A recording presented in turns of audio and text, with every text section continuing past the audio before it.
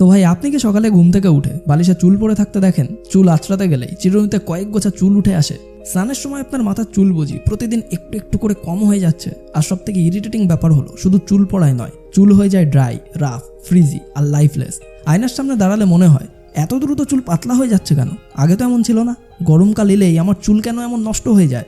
আসলে এই প্রবলেমটা শুধু আপনার না, গরমকালে অনেকেরই হেয়ার ফল বেড়ে যায়। ঘাম, ধুলো, হিউমিডিটি, রোদ, অতিরিক্ত শ্যাম্পু, ব্যাড হেয়ার স্টাইল, এই সব কিছু একসাথে মিলে স্ক্যাল্পের উপর চাপ ফেলে। আর সেই চাপের ফলেই চুল দুর্বল হতে শুরু করে। কিন্তু ভালো খবর হলো, চুল পড়া কমানোর জন্য সবসময় এক্সপেন্সিভ ট্রিটমেন্ট লাগে না। অনেক সময় ছোট ছোট হ্যাবিট চেঞ্জ করলেই অনেক বড় ডিফারেন্স এনে দিতে পারে। তাই আজ আমি আপনাকে একটা complete summer hair care routine বলবো, যেটা ফলো করলে আপনি গরমকালে হেয়ার ফল অনেকটাই কন্ট্রোল করতে পারবেন। আর ভিডিওর একদম শেষে আমি একটা খুব কমন মিস্টেক বলবো, যেটা অনেকেই ডেলি করে থাকে কিন্তু বুঝতেই পারে না যে সেটাই তাদের চুল পড়ার একটা সবথেকে বড় কারণ হতে পারে। সো টিপস নাম্বার 1 হলো, চুল ধোয়ার আগে অবশ্যই আঁচড়িয়ে নিন। এই টিপসটা শুনতে অনেকের সম্পূর্ণ নতুন আর ফালতু মনে হতে পারে, বাট আসলে এটা অনেক বেশি ইম্পর্টেন্ট। গরমকালে ঘাম, ধুলো, ময়লা, বালিশা ঘষা আর বারবার হাত দেওয়ার কারণে চুল অনেক জায়গায় জট পাকিয়ে যায়। এখন এই জট পাকানো চুল যদি আপনি সরাসরি শ্যাম্পু করেন তাহলে ব্রেকেজ হওয়ার চান্স অনেক বেড়ে যায়। তাই শ্যাম্পু করার আগে কয়েক মিনিট সময় অবশ্যই নিন। আস্তে আস্তে নিচের দিক থেকে উপরের দিকে চুল আঁচড়ান। জোরে একদম টানবেন না, কারণ চুলকে যত কেয়ার দিয়ে হ্যান্ডেল করবেন ততই আপনার চুল ভালো থাকবে।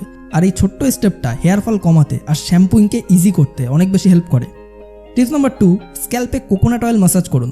গরমে চুল পড়া কন্ট্রোল করার জন্য সবথেকে এফেক্টিভ স্টেপগুলোর একটা হলো অয়েলিং। আর অয়েলের মধ্যে কোকোনাট অয়েল তো একদম ক্লাসিক।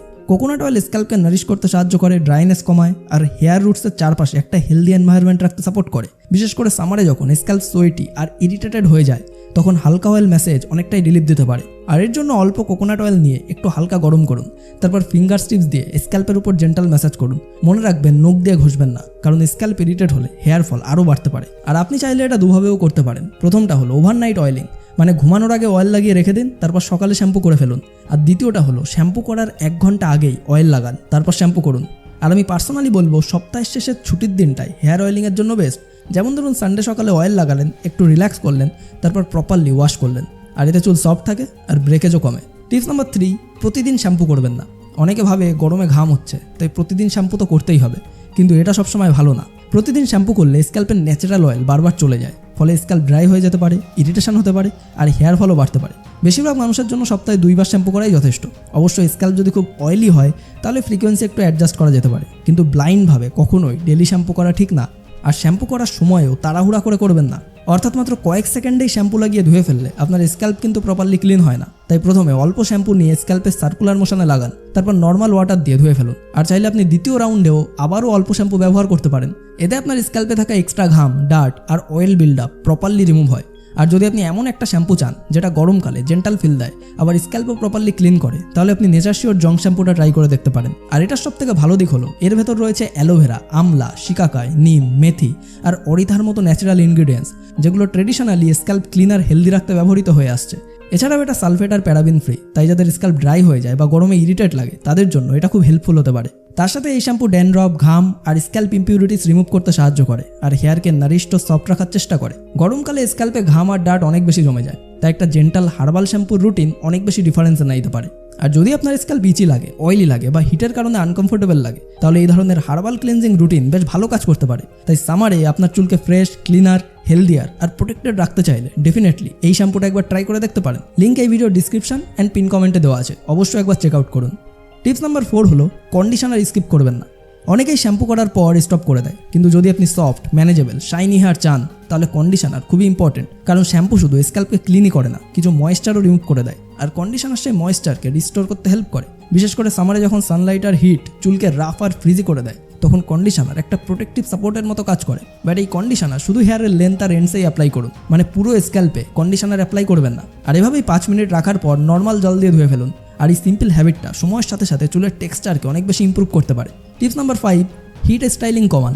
গরমকালে অনেকে স্ট্রেটনার আর ব্লো ড্রায়ার বেশি ব্যবহার করে, কিন্তু অতিরিক্ত হিট হেয়ারের অন্যতম বড় এনিমি। কারণ এই হিট হেয়ার স্ট্র্যান্ডসকে উইকার করে, থিন করে আর স্প্লিট এন্ডসের রিস্ক বাড়ায়, ফলে চুল দেখতে আর আগের মতো স্ট্রং লাগে না। তাই চেষ্টা করুন হিট স্টাইলিং টুলস প্রতিদিন ব্যবহার না করতে, শুধু স্পেশাল অকেশনে বা যখন সত্যিই দরকার তখনই ব্যবহার করুন। আর যদি এরপরেও স্ট্রেটনার বা ড্রায়ার ব্যবহার করতেই হয় তাহলে আপনার চুলে আগে হিট প্রোটেক্টেন্ট লাগান। এটা হেয়ারের উপর প্রোটেক্টিভ একটা লেয়ার তৈরি করতে সাহায্য করে, যা হিট ড্যামেজ থেকে আপনার চুলকে বাঁচাতে পারে। টিপস নাম্বার 6, যদি আপনার লম্বা চুল হয় তাহলে চুল কিভাবে বাঁধছেন সেটাও কিন্তু ম্যাটার করে। এটা অনেকেই ইগনোর করে, কিন্তু খুব টাইট করে চুল বাঁধলে রুটসের উপর প্রেশার পড়ে, আর সেই প্রেশার ধীরে ধীরে হেয়ার ফলের দিকে নিয়ে যায়। তাই কোনো রাফ এলাস্টিক ব্যান্ড ব্যবহার না করে তার বদলে সফট ফ্যাব্রিক হেয়ারটাই ব্যবহার করুন। আর যাদের লম্বা চুল আছে তাদের জন্য এই টিপটা বিশেষভাবে ইউজফুল, কারণ ছোট একটা ভুলও ডেলি বেসিসে আননেসেসারি হেয়ার ফল তৈরি করতে পারে। টিপস নাম্বার 7 হলো হাইড্রেশন অ্যান্ড পেশেন্স। চুলের কেয়ার শুধু বাইরে থেকেই নয়, ভেতর থেকেও দরকার। আর জল কম খেলে শরীর যেমন উইক হয়, চুলও তেমনি কিন্তু ড্রাই আর লাইফলেস হয়ে যেতে পারে। তাই সামারে বডি হাইড্রেটেড রাখাটা খুবই ইম্পর্টেন্ট। তাই 3 থেকে 4 লিটার জল প্রতিদিন অবশ্যই পান করুন। তার সাথে আপনার স্ক্যাল্পের কন্ডিশন খেয়াল রাখুন, আর খুব রাফ ট্রিটমেন্ট এড়িয়ে চলুন। আর একটা জিনিস খুব পরিষ্কার করে বলি, অনেকেই এই রুটিনগুলো 1 সপ্তাহ ফলো করবে, তারপর ছেড়ে দেবে। কিন্তু আপনি যদি রেগুলারলি অয়েলিং করেন, প্রপারলি শ্যাম্পু করেন, কন্ডিশনার ব্যবহার করেন, হিট কমান, টাইট হেয়ার স্টাইলকে অ্যাভয়েড করেন, আর আপনার স্ক্যাল্পের প্রপার যত্ন নেন, তাহলে ধীরে ধীরে ডিফারেন্স আপনি দেখতে পাবেন। আর হ্যাঁ, মাঝে মাঝে ছোটো ট্রিম করাও ইউজফুল হতে পারে, কারণ চুলের স্প্লিট এন্ডস রিমুভ করলে চুল ওভারঅল হেলদিয়ার দেখায় আর ব্রেকেজও কমে।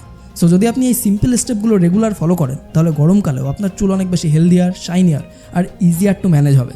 সো আজকের এই ভিডিওটি আপনার লাইফের জন্য একটুও কাজের মনে হলে লাইক করুন, শেয়ার করুন আপনার সেই সমস্ত বন্ধুদের সঙ্গে যারা নিজের চুল নিয়ে অনেক বেশি চিন্তায় রয়েছে। আর এমনই সমস্ত কার্যকরী ভিডিও সবার প্রথমে পাওয়ার জন্য এখনই আমাদের চ্যানেলটিকে সাবস্ক্রাইব করে পাশের বেল আইকনটিকেও প্রেস করে রাখুন। সম্পূর্ণ ভিডিওটি দেখার জন্য আপনাকে অসংখ্য ধন্যবাদ। আপনার সময় অনেক অনেক অনেক ভালো কাটুক।